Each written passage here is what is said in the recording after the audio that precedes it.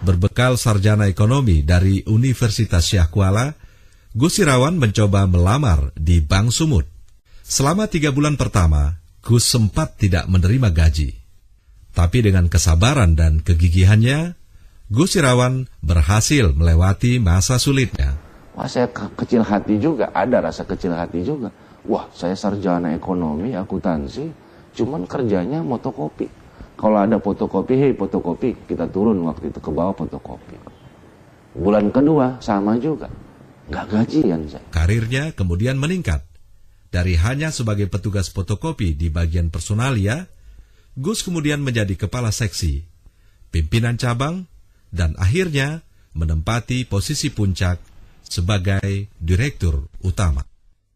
Prestasinya yang cemerlang membuat Gus Irawan mendapat kepercayaan untuk menjabat direktur utama selama 3 periode, mulai dari tahun 2000 hingga tahun 2012. Gus Irawan pun masih tercatat sebagai direktur utama termuda Bank Pembangunan Daerah se-Indonesia.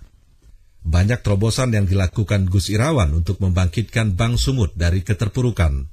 Pria ini juga yang telah menyelamatkan Bank Sumut dari keterpurukan ke masa kejayaan. Nama Gus Irawan Pasaribu tidak bisa dipisahkan dari era kebangkitan Bank Sumut. Kerugian hingga 306 miliar rupiah, kredit macet sebesar 83% adalah warisan yang harus diterima Gus Irawan dari kepemimpinan sebelumnya.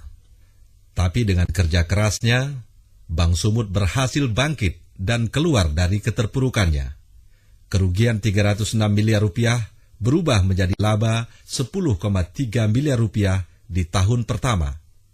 Aset yang semula hanya 1 triliun rupiah meningkat menjadi 20 triliun rupiah pada tahun 2011. Pada saat saya masuk pertama sekali, saya orang dalam.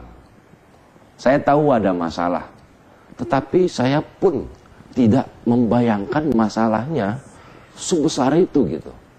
Barangkali kalau tahu mungkin nggak berani juga ya jadi dirut gitu loh ya.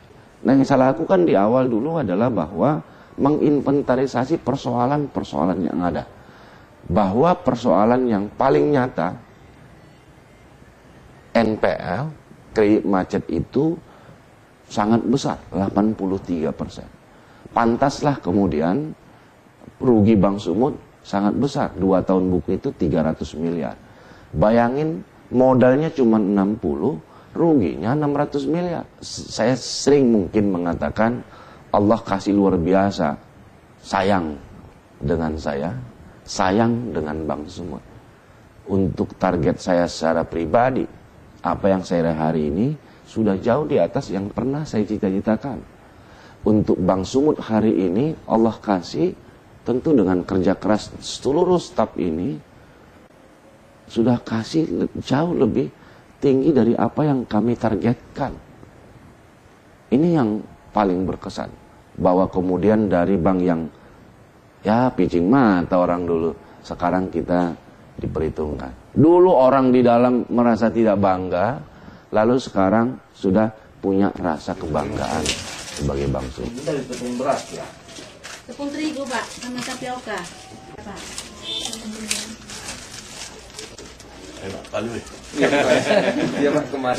Programnya yang paling fenomenal adalah memberikan kredit tanpa agunan untuk para perempuan miskin yang ada di desa-desa. Kisah perjuangan ibunya saat menjadi pedagang kecil di desanya menjadi motivasi Gus Irawan untuk menerapkan konsep Grameen Bank dari Bangladesh di Bank Sumut. Bahwa ini dilakukan adalah panggilan hati karena sesungguhnya saya dilahirkan oleh seorang ibu yang juga adalah memulai usaha dari usaha kecil-kecil yang waktu mereka di Tapsel sana disebut dengan paringgi-ringgi.